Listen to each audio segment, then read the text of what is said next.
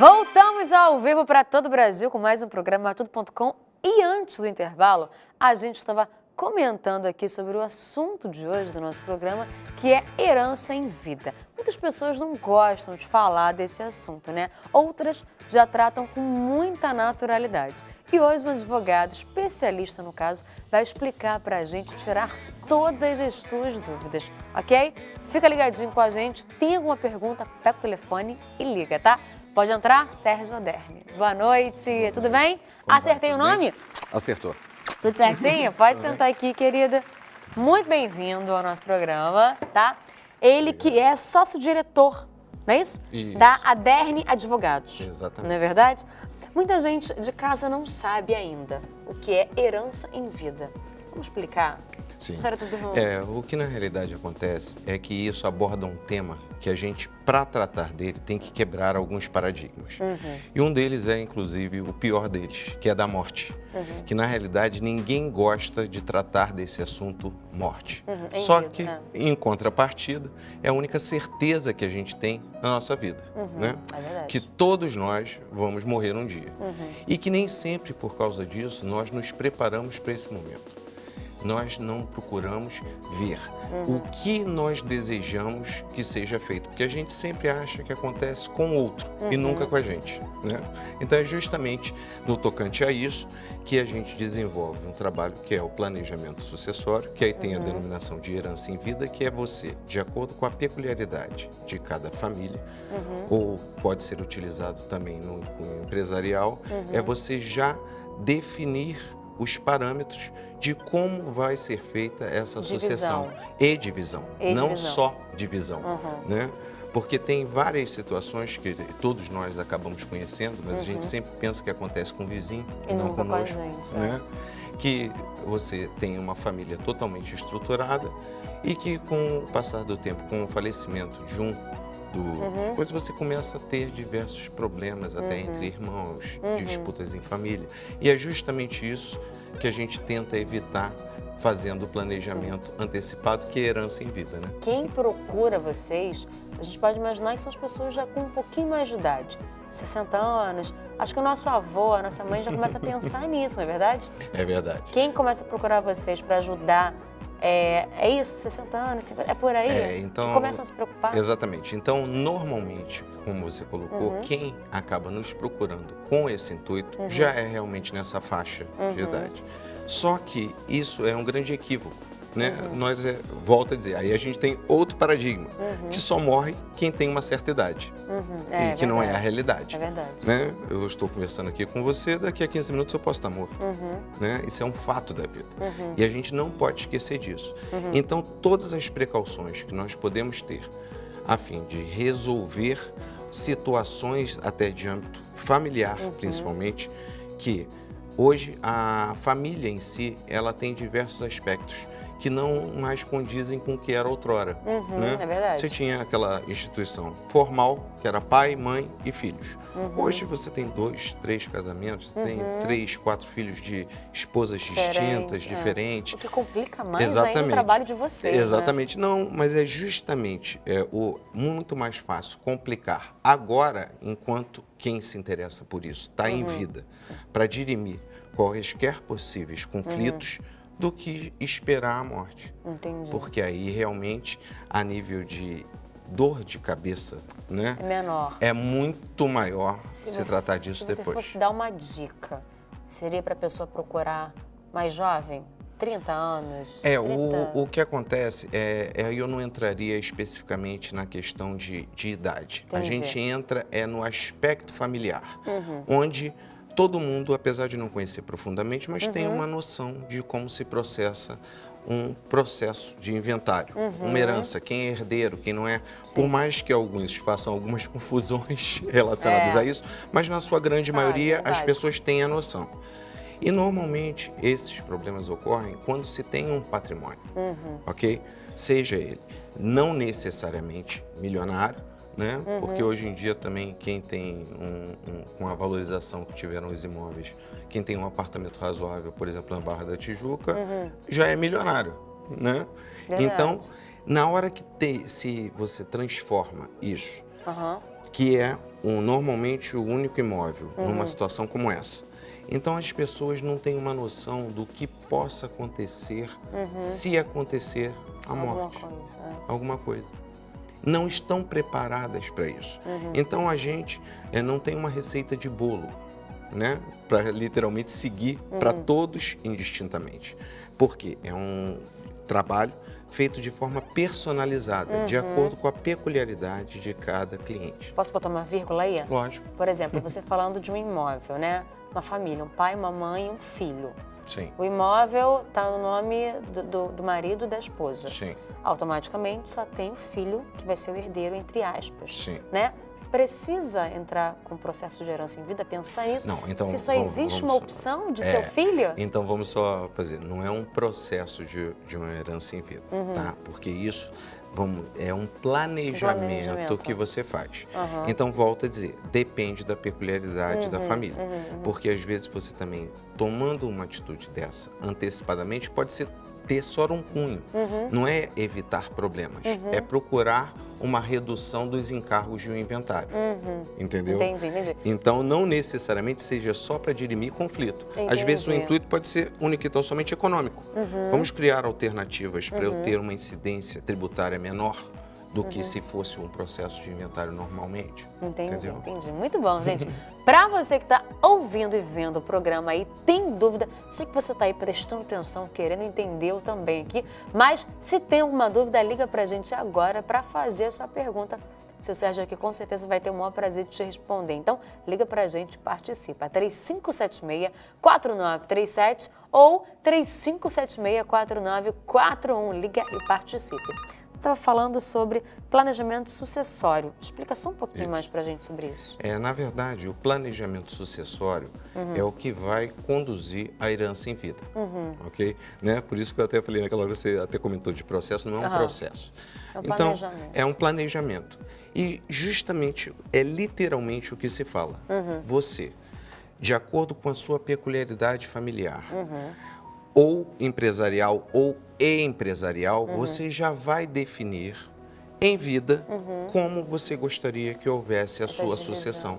A sucessão em si, não necessariamente divisão. Vamos dar um exemplo. Por exemplo, eu por acaso tenho 3 filhas, né? Vamos supor que uma trabalhasse no escritório conosco, as outras 2 não, ok?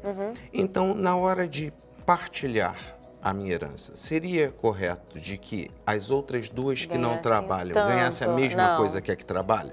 Não, então você procura criar outros mecanismos para compensar isso, ou seja, ninguém tenta preterir nem beneficiar ninguém, apenas fazer uma composição que melhor se adeque à realidade da família, entendeu? E isso se estende também para o próprio cunho empresarial, ok?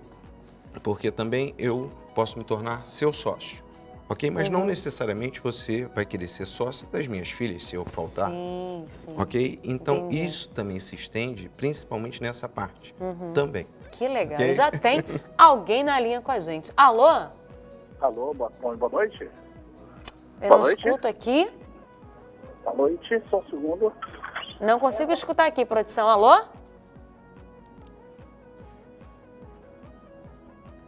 Pode, tá baixinho aqui pra mim, eu não tô conseguindo escutar quem tá na linha. Alô? Continua um pouquinho baixo ainda, a produção vai dar uma olhadinha aí. Tem alguém na linha, mas tá muito baixo aqui no estúdio, eu não consigo ouvir. Tá? Daqui a pouquinho a gente fala mais com essa ligação. Você acha que existe um momento, então, que a gente deve usar esse planejamento? Sim. Então, exatamente. Eu acho que todas as pessoas, de uma forma indistinta, à medida que comecem a formar o seu patrimônio, ok?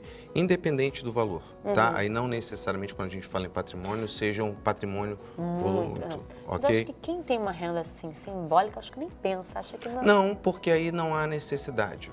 Vamos entender de uma forma também bem clara. Uma classe média para alta. É por causa do patrimônio, ok? Se você mora de aluguel, ok? Você tem um emprego CLT. Caso aconteça alguma coisa com você, não há maiores consequências a níveis de processo, aí sim, de inventário. De processo, entendi. Ok? Nesse sentido. Então, é justamente quando se tem ou casamento ou vários filhos, ou vários casamentos, né? Vamos botar assim, que é uma coisa também comum, é que normalmente há uma preocupação maior nesse sentido, ok? E, óbvio, tem que se ter algum patrimônio para que se tenha a herança, porque senão não existe nem a herança em vida, né? É verdade, Ok? muito legal. Você falou um pouquinho também, a gente não pode usar um valor, a gente podia dizer se esse planejamento sucessório é caro. Não, então vamos botar assim, não é barato, Não é barato. óbvio, mas não é caro pela relação custo-benefício que ele traz, ok? Porque nós conseguimos, fazendo o planejamento sucessório, uma redução final de valor de até 70%. Entendi. Entendeu? Em termos de um processo de inventário comum. Você planejando antecipadamente, repetindo, consegue reduzir até 70%. É muita coisa, É né? muita Uma coisa. diferença Então, bastante por isso que eu digo que ele, na satisfatória. realidade, ele não é barato, mas ele por si só já se torna com certeza. exatamente A gente está com um fundamental, né? probleminha para ouvir aqui, mas a pessoa está na linha com a gente, a produção vai me dizer a pergunta. Ok. Se tratando de um contrato de gaveta, a pessoa que te vendeu o imóvel, ela teve um filho e ela faleceu. Tá com Ela problema. corre o risco de perder Corre. esse Então, imóvel para o filho? sim, corre seriamente. Por isso que essa situação de contrato de gaveta, o nome já fala, ele é de gaveta. Então, juridicamente falando, você pode discutir, mas se tratando de imóvel, a possibilidade de você literalmente conseguir obter êxito numa situação como essa é complicada. E vai depender se o herdeiro é menor, se ele é maior, se ele entendeu a situação e vai respeitar o que foi feito anteriormente. Só que você fica muito fragilizado. Então, hoje, antigamente até se justificava mais se ter contratos de gaveta para imóvel, porque a pessoa não tinha linha de crédito, porque, na verdade, quando se fazia a substituição, a prestação aumentava muito, mas hoje não é a realidade. Então, todos aqueles que eventualmente tenham até um contrato de gaveta, tratem de resolver o quanto antes, para não se depararem com essa situação. Nossa, Ok? é verdade, né, gente? Olha isso, né? Que tipo de planejamento a gente pode dizer que ele é um planejamento comum? Dá um exemplo de um bem comum, bem simplesinho pra gente. Então, volto a dizer, que nem eu falei para você, não existe receita de bolo para um planejamento sucessório. Ele é extremamente personalizado, não existe um igual ao outro, a não ser que você tivesse, vamos dar um exemplo no âmbito familiar, que você tivesse duas famílias na mesma situação, com o mesmo patrimônio. Aí nós poderíamos adotar até a mesma solução. Só que mesmo nesse caso, não quer dizer que a solução fosse igual, porque de acordo com a minha vontade, eu gostaria que fosse feito algo diferente. Então, é extremamente complexo a gente dar um exemplo né, simples, porque não é simples, é complexo de acordo com cada família. Esse planejamento, ele dura desde o momento que a pessoa te contrata até esse dia acontecer, essa morte que a gente sabe? Então, pronto, como é que ele é feito? Dependendo da complexidade do planejamento, ele leva em torno de 60 dias a 6 meses. Ok? Para se concretizar. O que pode ser feito ao longo do tempo é que a situação que você tenha adotado, você futuramente possa até rever de acordo com algum fato novo, mudar alguma coisinha, ok? Mas não é até morrer, não. Não. Leva no máximo em torno de 6 meses para um patrimônio razoável. E depois, quem fez não tem o contato com vocês? Não, pode manter, perfeitamente. Eu estou dizendo que não há essa necessidade, ok? Pode durar anos, Pode. né? Anos e anos e anos e anos e anos. Pode, né? sem dúvida. Que legal, gente. Então, tá tirando as suas dúvidas aí, você pode mandar um e-mail pra gente também, com alguma pergunta que a gente vai passar aqui e com certeza ele vai te responder, tá bom? Programa tudo.com, www.programatudo.com@gmail.com, tá? Manda pra gente um e-mail com a sua pergunta. No ramo empresarial, como as sociedades anônimas devem agir? Aí no caso eu não colocaria para você somente sociedades anônimas. Até porque a maioria em torno de 90% das sociedades existentes no Brasil não são sociedades anônimas. Né? Então, ela tem um regulamento próprio, tem uma lei específica que trata delas.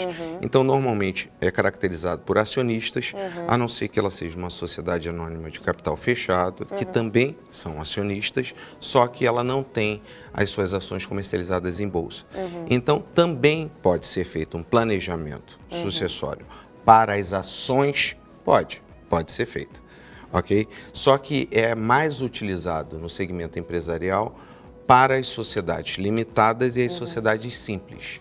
Porque normalmente, numa situação como essa, quando se vai montar um negócio, você, óbvio, costuma ter um sócio e costuma se colocar uma pressão muito grande em cima do contador para que saia o registro da empresa, perfeito? Entendi. Nada contra, óbvio, nenhum profissional de contabilidade. Mas a gente tem que ressaltar que, normalmente, o contrato social que deveria retratar aquilo que os sócios pretendem em todas as situações, infelizmente, acaba não sendo assim. Entendi. Né? Porque contrato, de uma forma geral, você só vê em dois momentos. Um, na hora que assina. No início e no final. Não necessariamente. Não? Ou quando dá problema, que aí você tira da também. gaveta. É verdade. Descobrindo um pouquinho aqui, conhecendo sobre esse assunto, gente, que pode se chamar de tão polêmico, né? Herança em vida. Então, daqui a pouquinho tem mais um bloco sobre esse assunto. Eu te espero, não sai daí.